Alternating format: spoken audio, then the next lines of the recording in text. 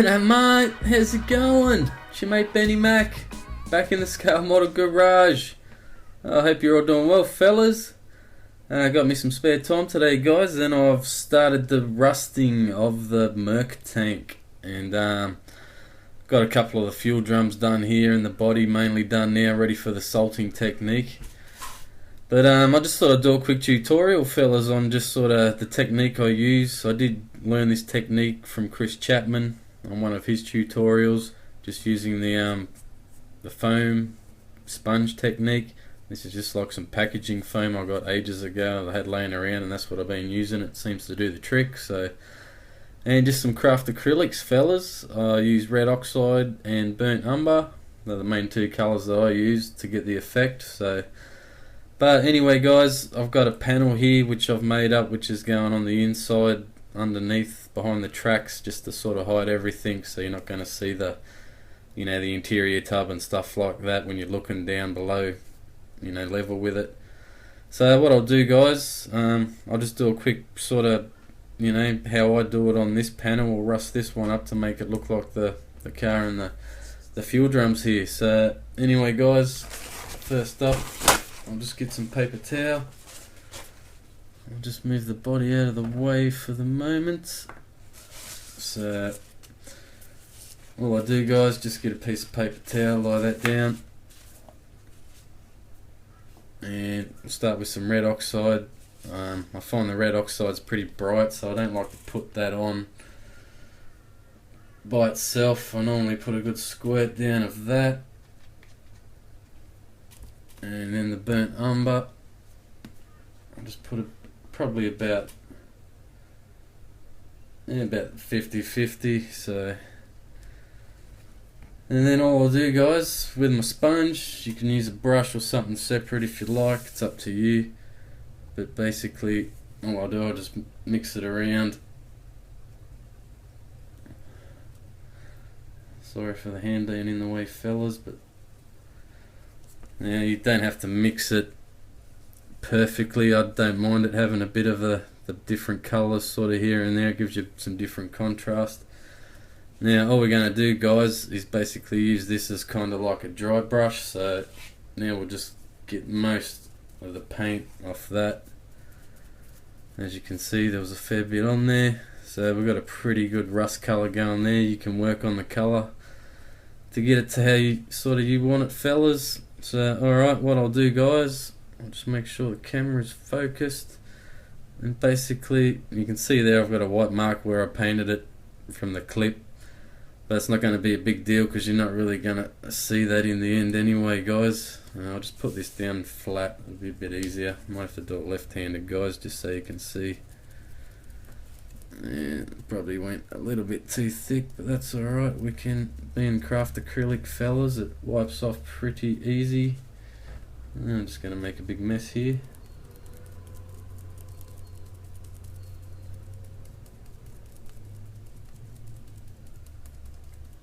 And the idea is to sort of stipple it on, guys. So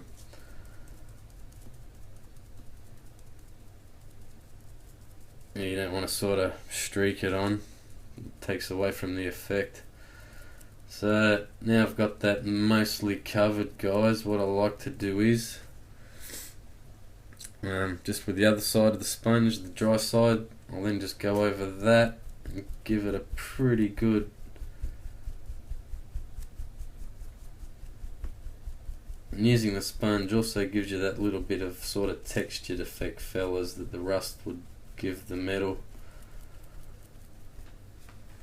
Alright, so at this point, I don't know if the camera's picking up that colour real well in this light. As you can see, it's quite a lot lighter now than when we started, fellas. And what I'll do is I normally let that dry for a few minutes. Being craft acrylics, it dries pretty quick. Then I like to get the burnt umber, which I forgot to mention, sorry fellas. To start with, a primer coat. I actually use this Rust-Oleum 2x Ultra Cover paint and primer. It's the Satin Espresso colour, so it's a really good colour to start with for a rust base. and that's basically what we had to start with. And I find the burnt umber is very similar in colour, so it sort of helps blend it back in. So what I'll do is, guys, I'll just put another blob of just the burnt umber by itself. Get another sponge if you want. I'm just going to use this patch of the sponge that I haven't used. And just same deal, guys, just get a bit on there, dabble it on so you haven't got too much on the sponge.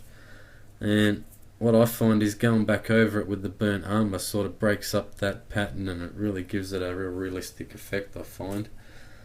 So alright guys, we'll give this a go.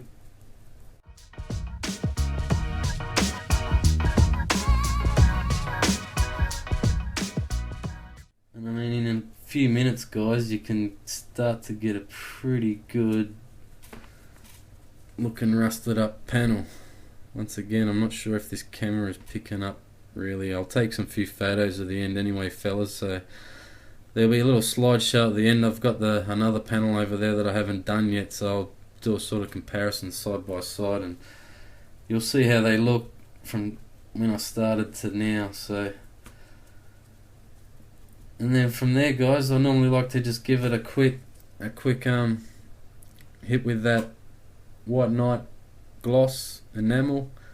I just find it seals in that craft acrylic, because once you start salting it and wiping the salt off, I don't know, I've only done this once, fellas, so, but I learned on the first time when I sort of got the toothbrush and was trying to get the salt off, and it was a little bit hard in spots. I did wet the body a little bit here and there just to help get that salt back off, and it did take the craft acrylic straight back off the panel. So I think by giving it a clear coat, as you can see on these, they're a bit glossy. I gave them a coat, so now I reckon once I salt them, that craft acrylic it'll be locked in there now, fellas, and it won't be able to rub back off once I try and get that salt off. So that's about it, guys. I'll go out and give that a quick hit with some clear in a minute once it fully dries, and I'll take a couple of photos for you at the end, fellas, just to give you a look at the difference from start to finish.